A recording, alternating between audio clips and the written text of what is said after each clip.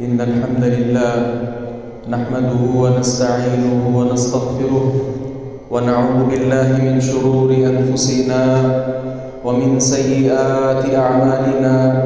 من يهده الله فلا مضل له ومن يضلل فلا هادي له، وأشهد أن لا إله إلا الله وحده لا شريك له، وأشهد أن محمدًا عبده ورسوله. يا أيها الذين آمنوا اتقوا الله حق تقاته ولا تموتن إلا وأنتم مسلمون. يا أيها الناس اتقوا ربكم الذي خلقكم من نفس واحدة وخلق منها زوجها وبث منهما رجالا كثيرا ونساء، واتقوا الله الذي تساءلون به والأرحام، إن الله كان عليكم رقيبا. يا أيها الذين آمنوا اتقوا الله وقولوا قولا سديدا يصلح لكم أعمالكم ويغفر لكم ذنوبكم، ومن يطع الله ورسوله فقد فاز فوزا عظيما. أما بعد، فإن أصدق الحديث كتاب الله، وأحسن الهدي هدي محمد صلى الله عليه وسلم، وشر الأمور محدثاتها، وكل محدثة بدعة، وكل بدعة ضلالة، وكل ضلالة في النار. بسم الله الرحمن الرحيم. قاف والقرآن المجيد، بل عجبوا أن جاءهم منذر منهم فقال الكافرون هذا شيء عجيب، أإذا متنا وكنا ترابا ذلك رجع بعيد، قد علمنا ما تنقص الأرض منهم وعندنا كتاب حفيظ، بل كذبوا بالحق لما جاءهم فهم في أمر مريج. أفلم ينظروا إلى السماء فوقهم كيف بنيناها وزيناها وما لها من فروج، والأرض مددناها وألقينا فيها رواسي وأنبتنا فيها من كل زوج بهيج، تبصرة وذكرى لكل عبد منيب. ونزلنا من السماء ماء مباركا فأنبتنا به جنات وحب الحصيد، والنخل باسقات لها طلع نضيد، رزقا للعباد وأحيينا به بلدة ميتا كذلك الخروج. كذبت قبلهم قوم نوح وأصحاب الرس وثمود وعاد وفرعون وإخوان لوط وأصحاب الأيكة وقوم تبع، كل كذب الرسل فحق وعيد. أفعينا بالخلق الأول بل هم في لبس من خلق جديد، ولقد خلقنا الإنسان ونعلم ما توسوس به نفسه، ونحن أقرب إليه من حبل الوريد. إذ يتلقى المتلقيان عن اليمين وعن الشمال قعيد، ما يلفظ من قول إلا لديه رقيب عتيد. وجاءت سكرة الموت بالحق، ذلك ما كنت منه تحيد. ونفخ في الصور، ذلك يوم الوعيد.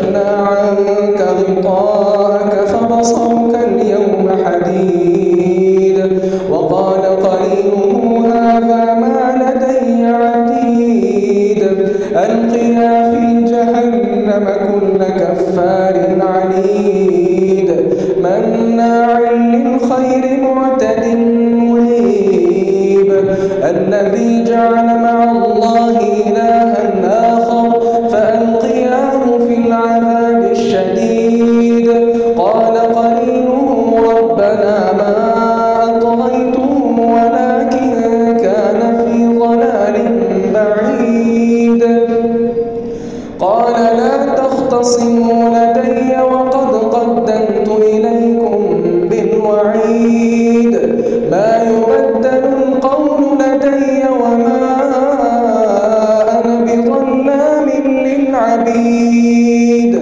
يوم نقول لجهنم هل امتلأت وتقول هل من مزيد وأزلفت الجنة للمتقين غير بعيد هذا ما توعدون لكل أواب حفيظ من خشي الرحمن بالغيب وجاء بقلب منيب ادخلوها بسلام ذلك يوم الخلود لهم ما يشاءون فيها ولدينا مزيد وكم أهلكنا قبلهم من قرن هم أشد منهم بطشا فنقبوا في البلاد هل من محيص إن في ذلك لذكرى لمن كان له قلب أو ألقى السمع وهو شهيد ولقد خلقنا السماوات والأرض وما بينهما في 6 أيام وما مسنا من لغوب فاصبر على ما يقولون وسبح بحمد ربك قبل طلوع الشمس وقبل الغروب ومن الليل فسبحه وأدبار السجود واستمع يوم ينادي المناد من مكان قريب يوم يسمعون الصيحة بالحق ذلك يوم الخروج إنا نحن نحيي ونميت وإلينا المصير يوم تشقق الأرض عنهم سراعا ذلك حشر علينا يسير نحن أعلم بما يقولون وما أنت عليهم بجبار فذكر بالقرآن من يخاف وعيد وقال سبحانه وتعالى في مقام آخر فبما رحمة من الله لنت لهم ولو كنت فظا غليظ القلب لانفضوا من حولك فاعف عنهم واستغفر لهم وشاورهم في الأمر فإذا عزمت فتوكل على الله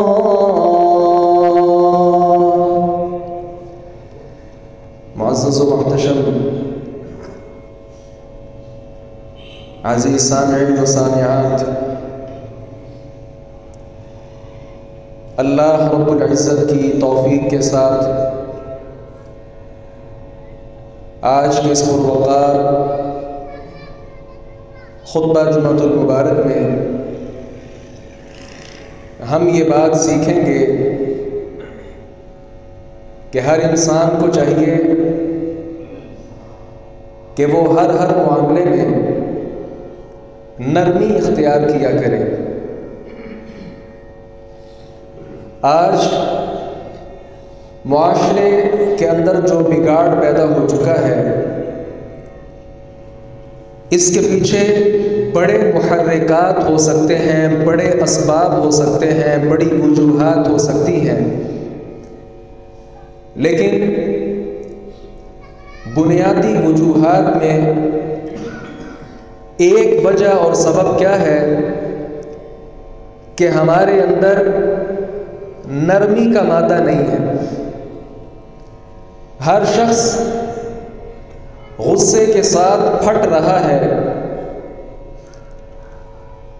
اور یہ مزاج کی ترش روی اس قدر اس کے گہرے اثرات مرتب ہو رہے ہیں. استاد کو اپنے شاگردوں سے شکایات ہیں، شاگردوں کو استادوں سے شکایات ہیں، باپ اپنی اولاد کے بارے میں شاکی ہے جبکہ اولاد اپنی زبانوں اور اپنے انگلیوں کا رخ اپنے والدین کی طرف کیے ہوئے ہے. بیوی ہے تو خامد سے گلے شکوے ہیں اور خامد ہے تو بیوی سے گلے شکوے ہیں. گویا یوں سارا معاشرہ ہمارا پریشانیوں کا ایک محور سمجھ لیجئے بن چکا ہے. ضرورت اس امر کی ہے کہ ہم دین اسلام کی تعلیمات پھیلائیں، کیونکہ یہ دین کامل ضابطۂ حیات ہے. یہ انسان کو زندہ رہنے کے طریقے سکھاتا ہے اور اسے زندگی گزارنے کے سلیقے سکھاتا ہے. یاد رکھیے، اسلام نے جو انسان کو طریقے سکھلائے ہیں اس میں سے ایک خوبصورت سبق اور طریقہ کیا ہے؟ ہر معاملے کے اندر نرمی اختیار کریں. ہمارے پیغمبر سید دو عالم، نبیوں کے امام جناب محمد رسول اللہ صلی اللہ علیہ وسلم، آپ کی بڑی صفات تھی، آپ کی بہت زیادہ اچھی عادات اور خصال تھی. آج تک سیرت نگار نبی علیہ السلام کی سیرت پر اور آپ کی سیرت کے ایک ایک گوشے پر قلم اٹھا رہے ہیں اور آپ کی سیرت کا، آپ کے اوصاف کا ابھی تک ایک باب بھی صحیح سے پورا نہیں ہو پایا. نئے سے نئے سیرت نگار پیدا ہو رہے ہیں اور ایسے ایسے موضوعات لکھ رہے ہیں. پہلے اس موضوع پر کتاب نہیں ہوا کرتی تھی. آپ کی بڑی اچھی صفات ہیں، لیکن ان تمام صفات میں جو ہمارے نبی کا نمایاں وصف ہے وہ کیا تھا؟ آپ نرم مزاج تھے. آپ ہر ایک کو معاف کر دیا کرتے تھے. اور یہ نرم مزاجی والی اتنی پیاری خصلت ہے کہ پیارے پیغمبر صلی اللہ علیہ وسلم کی اس صفت کو اللہ رب العزت نے قرآن بنا دیا اور کیا کہا؟ فَبِمَا رَحْمَةٍ مِّنَ اللَّهِ لِنتَ لَهُمْ. اے نبی، اللہ کی رحمت تھی کہ آپ نرم بن گئے. اللہ نے آپ کو نرم مزاج بنایا. وَلَوْ كُنْتَ فَظًّا غَلِيظَ الْقَلْبِ لَانفَضُّوا مِنْ حَوْلِكَ. اور اگر آپ سخت مزاج ہوتے، دل کے سخت ہوتے، یہ لاکھوں کی تعداد میں جان نثاروں کا جو مجمع آپ کے پاس لگا رہتا ہے، لَانفَضُّوا مِنْ حَوْلِكَ، یہ سارے آپ سے اٹھ جائیں. آپ کی نرم مزاجی کی وجہ سے یہ صحابہ کرام پروانوں کی طرح آپ پر لپکتے ہیں، اپنی جان تک پیش کر دینے کو اپنے لیے سعادت سمجھتے ہیں. اپنا کاروبار سب کچھ چھوڑ کر آپ کے ساتھ چمٹے رہتے ہیں. وجہ کیا ہے؟ ہم نے آپ پر رحمت کی اور آپ کو نرم مزاج بنا دیا. یہ اللہ رب العزت نے آپ صلی اللہ علیہ وسلم کی بہت بڑی صفت بیان کی ہے اور یہ ہم سب کے لیے بھی ایک بہت بڑا سبق ہے. یاد رکھیے گا، نرمی اختیار کرنا اللہ رب العزت کو یہ بہت زیادہ پسند عمل ہے. دین اسلام میں نرمی کی فضیلت بھی بیان ہوئی. رسول اللہ صلی اللہ علیہ وسلم کے بارے صحابہ کرام نے بیان کیا لم یکن رسول اللہ فاحشا ولا متفحشا ولا صخابا فی الاسواق ولا یجزی السیئۃ بالسیئۃ ولکن یعفو ویصفح. آپ فحش بھی کرنے والے نہیں تھے. بعض لوگ ہوتے ہیں کہ ان کی طبیعت کے اندر بری باتیں موجود ہوتی ہیں، آپ کی طبیعت ایسی نہیں تھی. بعض لوگ ایسے ہوتے ہیں ان کی طبیعت تو اچھی ہوتی ہے لیکن تکلف کے ساتھ کوئی گالی نکال رہے ہوتے ہیں، یعنی دل نہیں مان رہا اس کے باوجود گالی دیتے ہیں. صحابہ کہتے ہیں نبی علیہ السلام کی طبیعت میں بھی گالن گلوچ نہیں تھا اور آپ نے کبھی جان بوجھ کر بھی گالی نہیں دی. ولا صخابا فی الاسواق، نوجوانوں کی جماعت آپ بازاروں کے اندر گھومتے رہتے ہیں، اونچی اونچی آواز شور و غل کرتے ہیں، نبی کا اسوہ لے کر جائیے گا. آپ یوں بازاروں کے اندر تماشا نہیں بنا کرتے تھے. ولا یجزی السیئۃ بالسیئۃ، برائی کا بدلہ برائی سے نہیں دیتے تھے.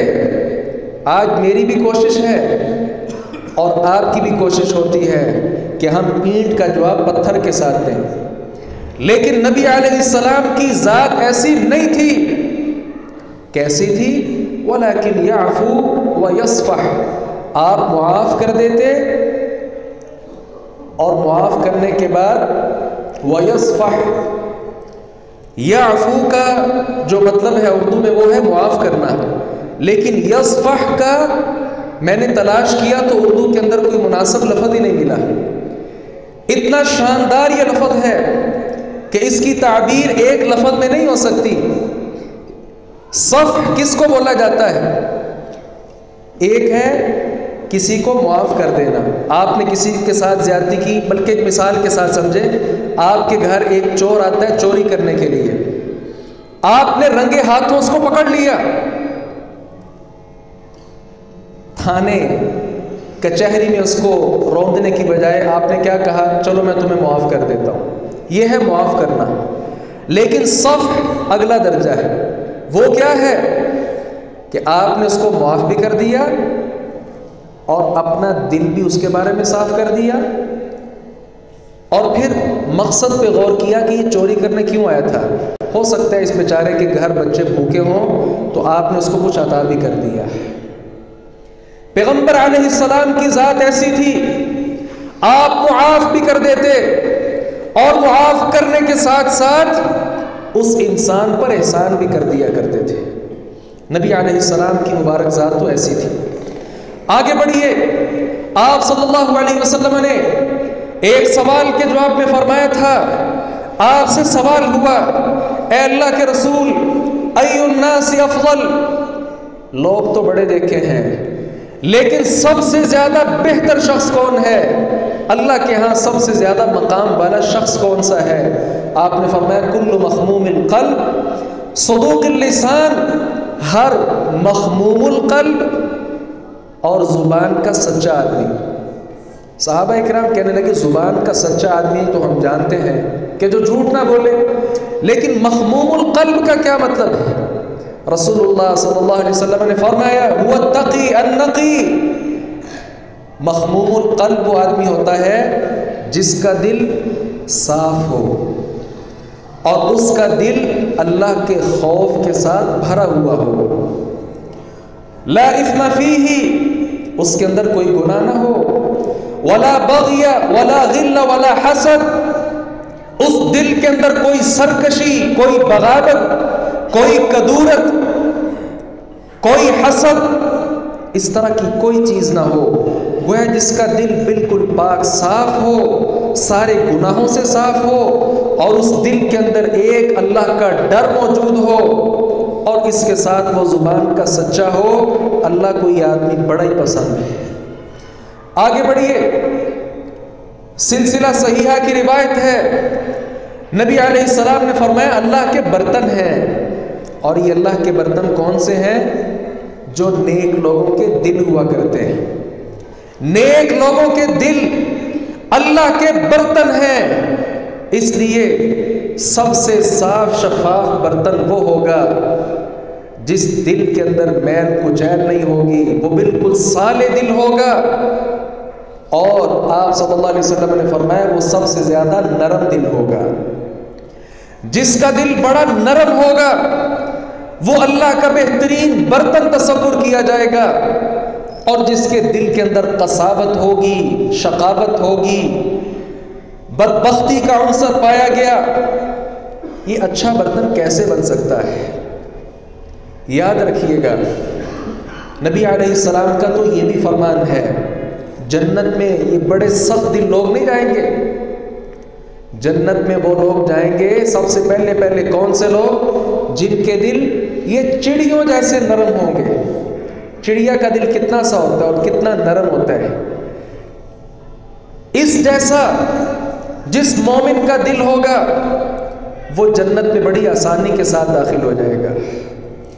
آگے بڑھیے، اللہ رب العزت کو نرمی پسند ہے۔ امی جان بیان فرماتی ہیں، عائشہ رضی اللہ عنہا، یہودیوں کی ایک جماعت آئی، اور آپ جانتے ہیں یہ بدبخت لوگ ہوا کرتے ہیں، اسلام کے سب سے مخالف اور دشمن یہودی لوگ ہیں۔ انہوں نے ہمارے نبی کو معاف نہیں کیا۔ نبی علیہ السلام کی خدمت میں آئے اور کیا کہنے لگے؟ السلام علیکم، آپ پر موت واقع ہو۔ السلام کے لفظ کو بگاڑ دیا، السلام کہہ دیا۔ میرے اور آپ جیسا ہوتا کیا کہتا؟ پیغمبر علیہ السلام نے وعلیکم کہا، لیکن امی جان برداشت نہ کر پائیں، کہا وعلیکم السلام واللعنہ، اے یہود کی جماعت، موت تم پر واقع ہو اور اللہ کی لعنتیں واقع ہو۔ لیکن نبی علیہ السلام کو یہ انداز اچھا نہ لگا۔ آپ نے کہا مہلن یا عائشہ، عائشہ رکو۔ عائشہ کہتی ہیں اللہ کے نبی آپ نے سنا نہیں انہوں نے کیا کہا؟ کہا سن لیا ہے، لیکن جواب میں نے وعلیکم کا لفظ بول دیا، اور آپ پر بھی۔ کیا مطلب؟ جو آپ ہمیں کہیں گے وہ آپ پر بھی۔ اب کتنا اچھا انداز تھا آپ کا، آپ نے وعلیکم کے ساتھ السلام کا لفظ نہیں بولا۔ کیوں؟ آپ کا مزاج بہت اچھا تھا، آپ برائی کا بدلہ برائی کے ساتھ نہیں لینا چاہتے تھے۔ اور یہ تو ایک واقعہ ہے، سیرت کی کتابیں کھولیں، بیسیوں واقعات ملیں گے نبی علیہ السلام کے ساتھ کیا کچھ نہیں کیا یہود نے، نصارہ نے، منافقین نے اور سارے عرب کے مشرکین نے، لیکن آپ صلی اللہ علیہ وسلم کا سب کے ساتھ جو انداز ہوا کرتا تھا وہ بڑا نرم انداز ہوا کرتا تھا۔ رسول اللہ صلی اللہ علیہ وسلم نے یہ بھی فرمایا، من یحرم الرفق یحرم الخیر، او کما قال، جو نرمی سے محروم رہا وہ خیر سے ہی محروم رہ گیا۔ کیا مطلب؟ جس انسان کے دل کے اندر نرمی نہیں ہے وہ خیر کو حاصل نہیں کر سکتا، بھلائی کو حاصل نہیں کر سکتا۔ اس لیے دلوں کی قساوت اتاریے اور دلوں کے اندر نرمی، ہر ایک کا احترام، یہ ساری چیزیں پیدا کیجیے۔ ہم آگے بڑھتے ہیں، ہم اپنے معاشرے میں رہ کر نرمی کن کن مقامات پہ اختیار کر سکتے ہیں، یہ بڑی اہم بات ہے۔ سب سے پہلی بات تو یہ ہے کہ دین کے معاملے میں بھی ہمیں چاہیے کہ ہم نرمی اختیار کریں، کیونکہ رسول اللہ صلی اللہ علیہ وسلم نے فرمایا ان الدین یسر، دین آسان ہے، دین آسان ہے، وَلَن يُشَادَّ الدِّينَ أَحَدٌ إِلَّا غَلَبَهُ، اور جو اس دین کو مشکل بنانے کی کوشش کرے گا پھر یہ دین اس پر مشکل بن جائے گا۔ دین آسان ہے، 5 نمازیں پڑھنا کوئی مشکل کام نہیں ہے، سال بعد کہیں جا کر رمضان کے روزے رکھنا کوئی مشکل امر نہیں ہے، زندگی میں ایک بار حج کرنا مشکل امر نہیں ہے، لیکن انسان بسا اوقات خود تنگی میں پڑ جاتا ہے۔ مثال کے طور پہ نبی علیہ السلام کے پاس جو آدمی آئے تھے کئیوں نے کئی باتیں کی اور کیا کہا، میں روزہ ہی رکھوں گا، افطار نہیں کروں گا۔ کسی نے کیا کہا، میں رات بھر سوؤں گا نہیں، قیام ہی کرتا جاؤں گا۔ اور کئی اس طرح کی احادیث آتی ہیں۔ اب یہ دین نے آپ پر سختی نہیں کی، دین نے آپ پر سختی نہیں کی، آپ اپنے آپ پر سختی کر رہے ہیں۔ اس لیے انسان کو چاہیے جتنا دین ہے اتنا ہی رہنے دے، اسی کے اندر خیر، خواہ مخواہ اس کے اندر اضافہ نہ کرے، وگرنہ یہ دین اس پر شاق بن جائے گا، مشکل بن جائے گا۔ کیا سمجھتے ہیں کہ اللہ تعالیٰ اجر دیتا دیتا نعوذ باللہ کیا تھک جاتا ہے؟ نہیں، اللہ اجر دے کر نہیں تھکتا، بلکہ انسان کام کر کر کے تھک جاتے ہیں۔ اس لیے انسان کو چاہیے دین کو اپنے اوپر مشکل نہ بنا لے، جتنا دین ہے اتنا ہی رکھے۔ آپ محسوس نہ کریں تو میں ایک مثال دے دیتا ہوں۔ رمضان کا موسم آتا ہے، اس مبارک مہینہ میں نبی علیہ السلام سے زیادہ جو رات کی نماز ثابت ہے وہ 15 رکعت ہے، اور معمول تو آپ کا 11 رکعت تھی۔ 15 سے زیادہ ایک رکعت بھی آپ نے زندگی بھر نہیں پڑھی، لیکن جو آدمی چاہتا ہے کہ نہیں میں 20 پڑھنا چاہتا ہوں، میں 40 رکعتیں پڑھنا چاہتا ہوں، اب یہ آدمی خواہ مخواہ اپنے اوپر مشکل اور تنگی ڈال رہا ہے۔ یا تو اس کے اوپر مشقت ہے، یا وہ دین کا بیڑا غرق کر رہے ہیں، کیونکہ ایک طرف 11 رکعتیں پڑھنا کم از کم کوئی 1.5-2 گھنٹے لگ جاتے ہیں، اچھے انداز کے ساتھ پڑھی جائے تو۔ لیکن 20 رکعت 40 رکعت پڑھنے والا کیا اس طرح رکوع کرے گا جس طرح وہ 11 رکعتوں والا کر رہا ہے؟ کیا اتنی قرات کرے گا جتنی وہ کر رہا ہے؟ کیا جس طرح قرآن مزے لے لے کر وہ پڑھ رہا ہے 40 رکعتیں پڑھنے والا کیا قرآن ویسے پڑھے گا؟ میں تو قسم اٹھا کر یہ بات کہہ سکتا ہوں کہ جس طرح آپ صلی اللہ علیہ وسلم کی رات کی نماز کا طریقہ تھا، وہ طریقہ اختیار کر کے 40 رکعتیں کوئی پڑھ ہی نہیں سکتا۔ نبی علیہ السلام تو ایک بار ساری رات ایک آیت پر گزر گئی، ان تعذبهم فانهم عبادك وان تغفر لهم فانك انت الغفور الرحیم۔ یہ ایک آیت پڑھتے پڑھتے ساری رات گزر گئی تھی۔ اسی وجہ سے 20 رکعت 40 رکعت 55 رکعت یہ کون سا طریقہ ہے؟ اتنی رکعات پڑھنے کے ساتھ وہ جو قرآن کی چاشنی دل کے اندر اترنی چاہیے تھی وہ نہیں اترتی، اور یہی وجہ ہے کہ ہم دین پر زیادہ عمل کرنے کے بہانے کے ساتھ اس طرح کی اختراع کر کے دین سے دور بھاگ رہے ہوتے ہیں۔ یہ ایک سر دست میں نے مثال دے دی، اس مثال پر قیاس کر کے آپ بڑی باتیں سامنے رکھ سکتے ہیں۔ تو دین کے اندر مشکل اختیار کرنا یہ منع ہے۔ اور دوسری بات کیا ہے؟ دین کی دعوت پیش کرتے وقت نرمی والا انداز اختیار کرنا چاہیے۔ میں سمجھ سکتا ہوں کہ آپ کے سامنے ایک آدمی اپنے ٹخنوں سے نیچے شلوار رکھتا ہے، آپ کو غصہ آتا ہے، آنا چاہیے، کیونکہ کبیرہ گناہ کا ارتکاب کر رہا ہے، لیکن آپ کو چاہیے، آپ کا فرض بنتا ہے کہ اس کی اصلاح کرتے ہوئے انداز اتنا شاندار اختیار کریں کہ وہ بڑی جلدی آپ کی بات کو قبول کر لے۔ نبی علیہ السلام کا اسوہ بھرا پڑا ہے، کتنے لوگ تھے؟ وہ ضماد آیا تھا نا، یہودی تھا، بہت بڑا طبیب تھا، کیا کہا تھا اس نے آ کر؟ مجھے پتا چلا کہ آپ پاگل ہیں، العیاذ باللہ، کیا میں آپ کا علاج کر دوں؟ نبی علیہ السلام نے کیا کہا تھا؟ ان الحمد للہ نحمده ونستعینه ونستغفره ونعوذ باللہ من شرور انفسنا ومن سیئات اعمالنا من يهده الله فلا مضل له ومن يضلل فلا هادی له۔ آپ نے یہ الفاظ کہے، جب یہ لفظ آپ نے کہے اس نے سوچا یہ تو اتنا پیارا اس نے جملہ بولا ہے، کہا ذرا ایک بار پھر پڑھیے، آپ نے پھر پڑھ دیا، تیسری بار کہتا ہے پھر پڑھیے، آپ نے پھر پڑھ دیے۔ جو آپ کا علاج کرنے کے لیے آیا تھا اس کا اپنا علاج ہو گیا۔ کیا کہنے لگا؟ ہاتھی یدک ابایعک علی الاسلام، اپنا ہاتھ آگے بڑھائیے، میں اسلام قبول کرنا چاہتا ہوں۔ اچھا انداز اختیار کیا پیارے پیغمبر صلی اللہ علیہ وسلم نے۔ اور یہ تو ایک واقعہ ہے، 20 واقعات بھرے پڑے۔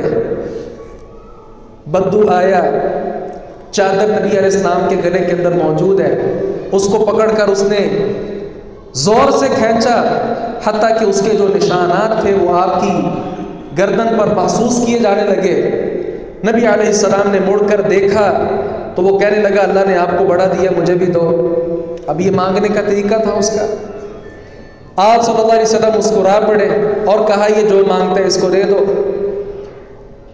بے شمار واقعات ہیں اور قرآن میں بھی اللہ رب العزت نے اصل میں آپ کو حکم دیا تھا ادعو الى سبیل ربک بالحکمت والموعظۃ الحسنہ وجادلہم باللتی ہی احسن. اپنے رب کی طرف دعوت دے حکمت کے ساتھ اور اچھی نصیحت کے ساتھ. اور اگر کوئی آپ کے ساتھ مناظرے پر مباحثے پر اتر آئے تو پیچھے نہ ہٹیں, اچھے انداز کے ساتھ اس کے ساتھ مناظرہ بھی کریں, مباحثہ کریں, اپنے دین کی دعوت کو پیش کریں. ماننا نہ ماننا یہ آپ کے اختیار میں ہی نہیں ہے, آپ کا کام صرف دعوت کو اچھے انداز سے پہنچا دینا. تو یہ دوسرا موقع ہے. اور تیسرا موقع کیا ہے؟ ناپسندیدہ جو لوگ ہیں ہمیں چاہیے ان کے ساتھ بھی نرمی کریں. بس اوقات ہم کسی آدمی کے ساتھ سختی اس لیے کر رہے ہوتے ہیں کہ وہ برا آدمی ہوتا ہے. بھائی وہ تو برا ہے, آپ تو برے نہ بنے. امی جان عائشہ بیان فرماتی ہیں ایک بار ایک آدمی آیا, اجازت مانگی. نبی علیہ السلام نے کہا اس کو اجازت دے دو, بئس اخو العشیرہ, یہ اپنے خاندان میں سب سے برا آدمی ہے. برا تھا, برائی بیان کر دی. لیکن جب وہ آیا آپ خندہ پیشانی کے ساتھ اس کے ساتھ ملے, بڑے اچھے انداز کے ساتھ اس کے ساتھ بات کی. جب وہ چلا گیا امی جان نے پوچھا کیا مطلب؟ ایک طرف تو آپ نے کہا یہ نہایت برا آدمی ہے, سارے خاندان کا برا آدمی ہے, اور دوسری طرف آپ بڑے اچھے انداز کے ساتھ اس کے ساتھ ملے. آپ نے فرمایا کہ کیا تم نے مجھے کبھی برا رویہ اختیار کرتے ہوئے دیکھا ہے؟ نہیں. آدمی برا ہو آپ اس کے ساتھ برا نہ بنے, آپ اس کے ساتھ بھی اچھا رویہ اختیار کریں. یہ پیغمبر علیہ الصلوۃ والسلام کا مبارک طریقہ ہے. اور تیسری بات یہ ہے, آپ کے ماتحت لوگ جو کام کر رہے ہیں کسی بھی شعبے کے اندر, ان کے ساتھ نرمی اختیار کیجئے. رسول اللہ صلی اللہ علیہ وسلم نے فرمایا اپنے خادم جو ہیں, اپنے جو غلام ہیں, انہیں ان کی طاقت سے بڑھ کر مکلف نہ کیا کرو, زیادہ کام نہ دیا کرو. اور اگر کبھی کام زیادہ ہو تو پھر خود بھی ان کے ساتھ مل کر ہاتھ بٹایا کرو. اس حوالے سے کئی روایات آپ صلی اللہ علیہ وسلم کی موجود ہیں. اس لیے ایک آدمی آیا اور آ کر کہنے لگا اللہ کے رسول کم اعفو عن الخادم, میرا خادم جو ہے وہ دن میں بڑی غلطیاں کرتا ہے, میں کتنی مرتبہ درگزر کروں؟ آپ صلی اللہ علیہ وسلم نے فرمایا کل یوم 70 مرہ, ایک دن میں 70 مرتبہ اس سے درگزر کیا کرو. 70 مرتبہ, یہ صحیح روایت ہے, 70 مرتبہ اس سے درگزر کیا کرو.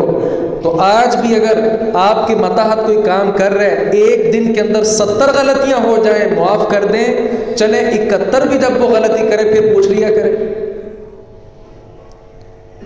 اللہ اکبر کبیرہ. رسول اللہ صلی اللہ علیہ وسلم کے یہ صحابہ, ان کے دل کے اندر اللہ کا ڈر بڑا زیادہ تھا. وہ واقعہ معروف ہے, آپ بھی جانتے ہیں. ایک آدمی آپ صلی اللہ علیہ وسلم کے پاس آیا اور کہنے لگا میری بکریاں ہیں, میری لونڈی بکریوں کو چراتی ہے, آج ایک بکری کم تھی, کہتی ہے بھیڑیا کھا گیا, مجھے غصہ آ گیا, میں آدم کا بیٹا ہوں, آدم کی اولاد کو غصہ آ جاتا ہے, مجھے بھی آ گیا, میں نے تھپڑ مار دیا اس کو, لیکن اب میں اللہ سے ڈرتا ہوں, میں اس کو اللہ کے لیے آزاد کرنا چاہتا ہوں. رسول اللہ صلی اللہ علیہ وسلم نے کہا اسے میرے پاس لاؤ. خاتون آئی, آپ نے پوچھا این اللہ, اللہ کہاں ہے؟ اس نے کہا فی السماء, آسمان میں. آپ نے کہا من انا, میں کون ہوں؟ کہا انت رسول اللہ, آپ اللہ کے رسول ہیں. آپ نے فرمایا اعتقها فانها مؤمنہ, اس کو آزاد کر دو کیونکہ یہ مومنہ عورت ہے. اللہ اکبر کبیرہ. تو صحابہ سے اگر ایسی کوئی کبھی سختی ہوئی بھی ہے تو دل نرم تھا, اور یہ دل کی نرمی صحابہ کی تو قرآن نے بیان کیا رحماء بینہم, یہ صحابہ آپس میں بڑے رحم دل ہیں, بڑے زیادہ ہمدل. اللہ اکبر کبیرہ. اور چوتھا ہمارے معاشرتی طور پر مقام یہ ہوتا ہے, آپ نے کسی کو قرض دی ہے کہ 5 تاریخ کو یہ 10,000 روپے آپ مجھے واپس کریں گے، لیکن بیچارہ نہیں کر پاتا، آپ اس پر سختی شروع کر دیتے ہیں۔ یہ سختی نہیں کرنی چاہیے، وہ آپ کا بھائی ہے، آپ کا عزیز ہے، آپ کا سگا بھائی بھی ہو سکتا ہے، آپ کو چاہیے نرمی والا رویہ اختیار کریں۔ رسول اللہ صلی اللہ علیہ وسلم نے فرمایا، تم سے پہلے جو لوگ تھے، ایک آدمی کی روح کے پاس فرشتے آئے اور فرشتوں نے اس روح سے پوچھا، تم نے کبھی کوئی خیر کا کام کیا؟ اس نے کہا خیر کا کام تو کبھی نہیں کیا، لیکن میں بڑا آدمی تھا اپنے خاندان، اپنے معاشرے کا، لوگ مجھ سے قرض لیا کرتے تھے اور میں اپنے نوکر چاکروں کو کہتا ان کو قرض دے دو، اگر وقت پر ادا کر سکے تو ٹھیک، اگر نہ کر پائے تو ان کو معاف کر دیا کرو، بس اتنا سا میرا عمل تھا۔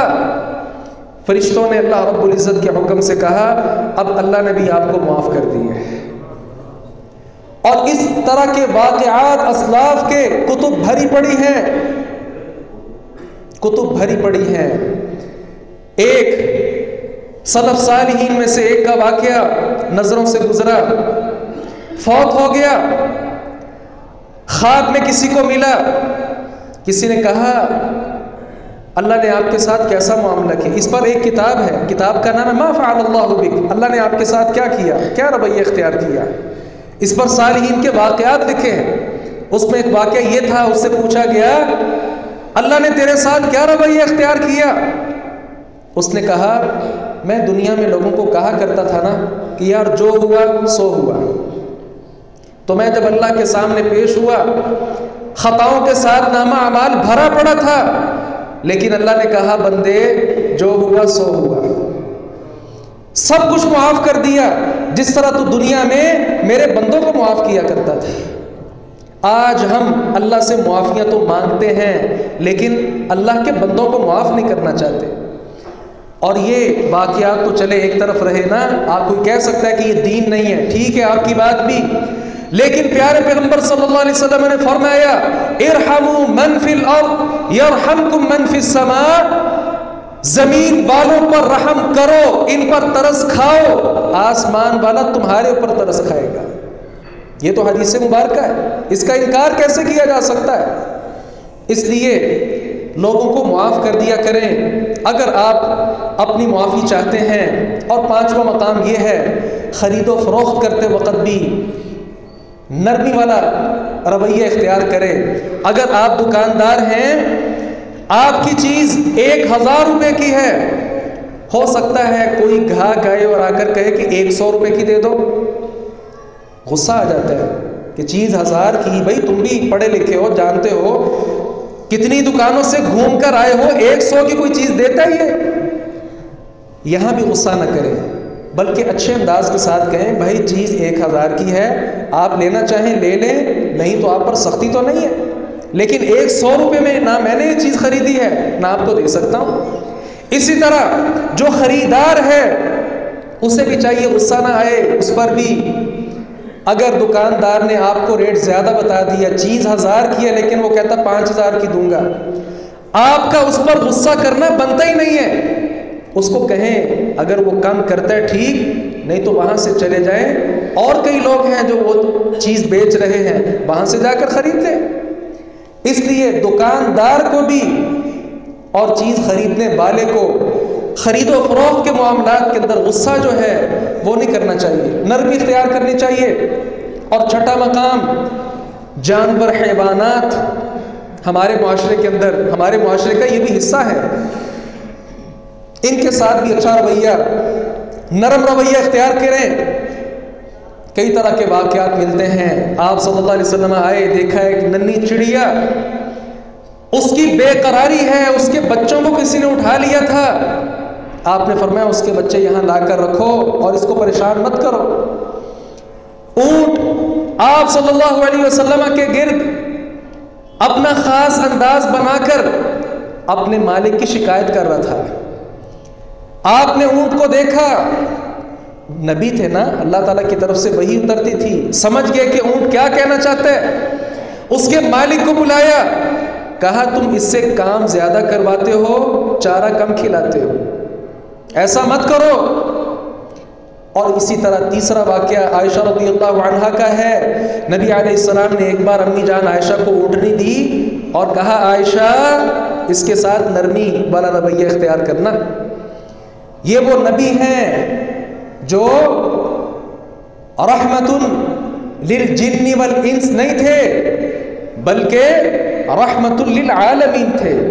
آپ سارے جہانوں کے لیے رحمت بنا کر بھیجے گئے تھے. آپ انسانوں پر بھی ترس کرتے, آپ نے جنوں پر بھی ترس کیا. اور کیا کہا, جب تم میں سے کوئی استنجا کرے ہڈی کے ساتھ استنجا نہ کرے. کیوں؟ یہ جو تم گوشت کھاتے ہو, ہڈیاں پھینک دیتے ہو, ان ہڈیوں پر جتنا پہلے گوشت ہوتا ہے اس سے ڈبل گوشت چڑھتا ہے. اور اللہ نے تمہارے بھائی جنوں کی خوراک ہی رکھی ہے. اگر آپ ہڈیوں کے ساتھ استنجا شروع کر دو گے تو پھر آپ کے جو بھائی جن ہیں ان کی غذا کہاں سے پیدا ہوگی؟ گوبر کے ساتھ استنجا آپ نے کہا نہ کرو کیونکہ یہ گوبر جنوں کے جو جانور ہیں ان کی غذا ہے.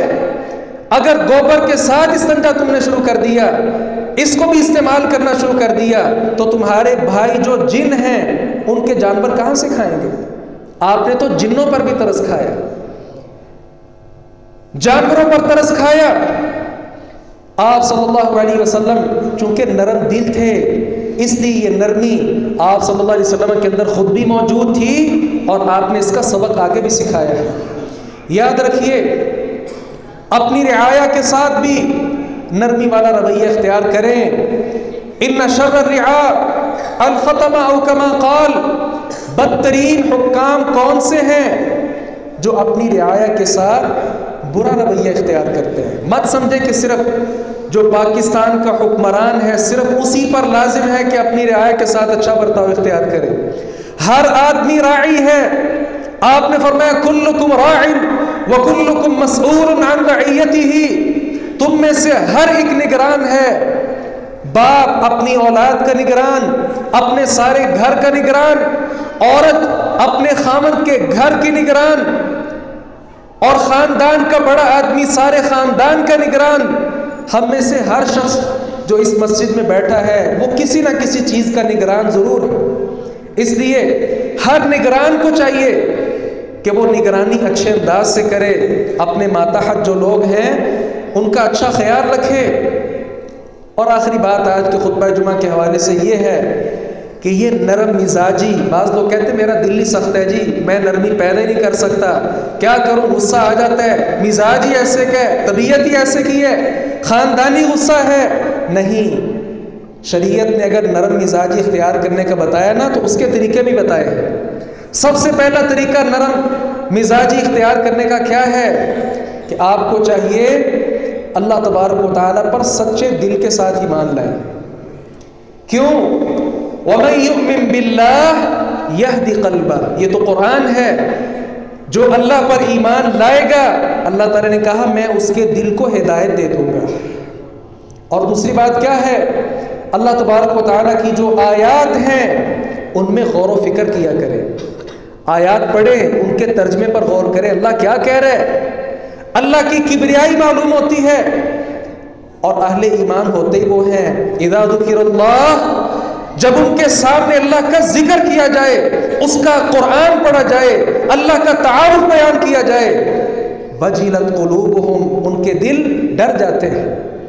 دلوں کے اندر ڈر, خوف, تقوی, خشیت, للہیت پیدا ہو جاتی ہے.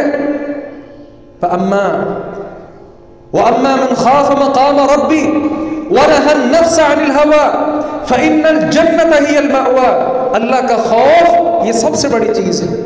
اس کو اپنے دل کے اندر پیدا کریں. جب اللہ کا خوف آپ کے دل کے اندر پیدا ہو جائے گا تو پھر آپ لوگوں کے ساتھ اچھا برتاؤ کریں گے, کیونکہ لوگوں کے ساتھ برا رویہ اختیار کرنے پر اللہ گناہ دیتا ہے. اور اسی طرح تیسری بات ہے قرآن کریم کے اندر تدبر کیا جائے اس کی آیات میں. اور چوتھی بات ہے گناہ ہو جاتے ہیں ان سے فوراً معافی مانگا کریں. یہ نہیں کل پرسوں پھر صحیح نہیں, جیسے ہی گناہ ہوا فی الفور معافی مانگے. کیوں؟ نبی علیہ السلام نے فرمایا اذا اذنب العبد كانت نقطة سوداء في قلبه, جب آدمی گناہ کرتا ہے اس کے دل کے اوپر ایک سیاہ نقطہ لگ جاتا ہے. اگر وہ توبہ کر لے فَإِن تَابَ وَاسْتَغْفَرَ سُقِلَ قَلْبُهُ، اللہ اس کا دل دھو دیتا ہے. لیکن اگر وہ توبہ نہیں کرتا، گناہ کرتا جاتا ہے، وہ سیاہ نقطے بڑھتے بڑھتے حتیٰ کہ سارا دل حقیقی طور پر سیاہ ہو جاتا ہے. پھر یہ دل جب سیاہ ہو جائے پھر یہ سخت ہو جاتا ہے اور اس کے اندر پھر نرمی پیدا نہیں ہو سکتی. اس لیے جیسے ہی گناہ فی الفور معافی مانگے. اور نبی علیہ السلام نے تو ایک اور طریقہ بھی بیان کیا، کہا گناہ ہو جائے نا وَأَتْبِعِ السَّيِّئَةَ الْحَسَنَةَ تَمْحُهَا، گناہ ہو جائے اس کے بعد فوراً نیکی کرے، وہ نیکی کا اثر گناہ کے اثر کو مٹا دے گی. رسول اللہ صلی اللہ علیہ وسلم نے قربان جائیں بہت خوبصورت طریقے بتائے ہیں. اسی طرح 5واں طریقہ یہ ہے، دل کو نرم کرنا چاہتے ہیں مسکینوں کو کھانا کھلائیں.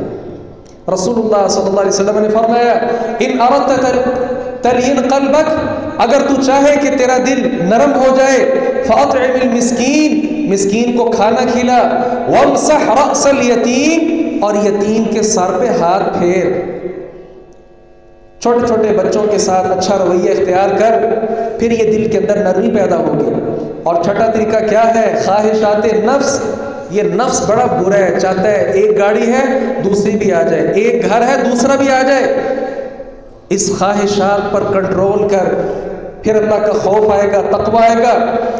اور اسی طرح آخری بات یہ ہے کہ موت کو یاد کیا کریں، کیونکہ یہ موت دنیا کی محبت انسان کے دل سے نکالتی ہے. یہ دنیا کی محبت ہی انسان کے دل کے اندر شقاوت، بدبختی اور صلابت اور سختی لے کر آتی ہے. جب انسان کو پتہ ہے میں نے یہاں رہنا ہی نہیں، یہ ساتھ قبرستان ہے، اس کے اندر دفن ہو جانا ہے، مٹی کے ساتھ مٹی ہو جانا ہے، کیا کرنا ہے لوگوں کی دشمنیاں پال کر، تو پھر انسان کا دل نرم رہتا ہے. آج کا پیغام میں بھی اور آپ بھی یہ لے کر جائیں، ہم نے اپنا دل نرم کرنا ہے، ہر ایک کے ساتھ اچھے انداز کے ساتھ پیش آنا ہے، اور دین کی دعوت اچھے انداز کے ساتھ آگے پیش کرنی ہے، اور لوگوں کو بھی کہنا ہے کہ معاملات کے اندر نرمی پیدا کریں. ایسے ہی روڈ پہ ہلکا سا رش ہو جائے، ہر ایک غصے میں آ جاتا ہے، آپے سے باہر ہو جاتا ہے. ہلکا سا ایکسیڈنٹ کیا ہو جائے، ایکسیڈنٹ سے بڑا ایکسیڈنٹ کرنے کے لیے لوگ تیار ہو جاتے ہیں. نہیں، دل کے اندر جب نرمی ہو، ہر ایک کو سمجھے کہ یہ میرا مسلمان بھائی ہے، کم از کم آدم کا بیٹا تو ہے نا، میں بھی آدم کا بیٹا، وہ بھی آدم کا بیٹا، ہم دونوں بھائی ہیں. اور پھر مسلمان تو مسلمان کا، ویسے ہی آپ صلی اللہ علیہ وسلم نے فرمایا کہ وہ بھائی ہوا کرتا ہے، تو کون اپنے بھائی پر ظلم کرنا چاہتا ہے؟ اس لیے یہ پیغام سبق میں اور آپ سیکھ کر جائیں. اللہ تعالیٰ سے دعا ہے باری تعالیٰ حق بات کو سمجھنے اور اس پر عمل پیرا ہونے کی توفیق عطا فرمائے. إن الحمد لله نحمده ونستعينه ونستغفره ونعوذ بالله من شرور أنفسنا ومن سيئات أعمالنا، من يهده الله فلا مضل له ومن يضلل فلا هادي له، وأشهد أن لا إله إلا الله وحده لا شريك له، وأشهد أن محمدا عبده ورسوله. أما بعد، دین اللہ تبارک و تعالیٰ کو خالصتاً ایک کر کے پکارنے کا نام ہے، اور نبی علیہ السلام کی بات کو لینے کا نام ہے. صحابہ کرام کے طرز عمل کے مطابق زندگی بسر کرنے کا نام ہے. اس لیے اللہ کو چھوڑ کر اوروں کے درباروں پہ مت جایا کریں، پیغمبر کی بات چھوڑ کر. وہ کس طرح شاعر نے کہا، ہوتے ہوئے مصطفیٰ کی گفتار، مت دیکھیے کسی کا قول و کردار، جب اصل ہے تو نقل کیا ہے، یہاں وہم و گماں کا دخل کیا ہے. نبی کی گفتار ہوتے ہوئے، نبی کی بات کی موجودگی میں کسی اور کی بات کو قبول نہ کیا کریں. والدین کا احترام کیجئے، ان کے ساتھ احسان کیجئے، اولادوں پر شفقتیں کیجئے، رشتہ داروں کے ساتھ اچھا رویہ اختیار کیجئے، پڑوسیوں کے ساتھ اچھا برتاؤ اختیار کریں. کوشش کریں کسی مسلمان بھائی کو آپ کی وجہ سے کسی طرح کی کوئی تکلیف کا سامنا نہ کرنا پڑے. دعا فرمائیں جتنے اہل اسلام بیمار ہیں، اللہ تعالیٰ تمام بیماروں کو صحت کاملہ عاجلہ نصیب فرمائے.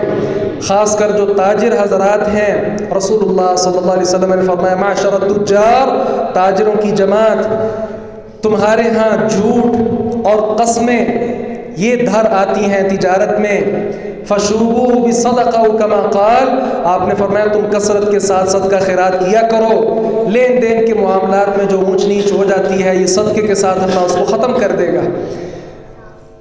فلسطین غزہ کے جو مسلمان مظلوم بھائی ہیں ان کے لیے دعا کریں، اللہ تعالیٰ ان پر اپنا خاص فضل فرمائے، غیبی خزانوں سے ان کی مدد فرمائے، اپنے ملائکہ کے ذریعے ان کی مدد فرمائے، اور جو یہود ہیں اللہ تبارک و تعالیٰ ان کے پنجے سے ان سب کو آزاد فرمائے اور ان کو تہس نہس کر دے، ان کی معیشت کو برباد کر دے، ان کے نشانوں کو خراب کر دے، اور ان کی کوٹھریوں کو اللہ رب العزت تباہ کر دے، اور ان کو دنیا میں رہتی دنیا تک ان کو نشان عبرت کا نشان بنا دے۔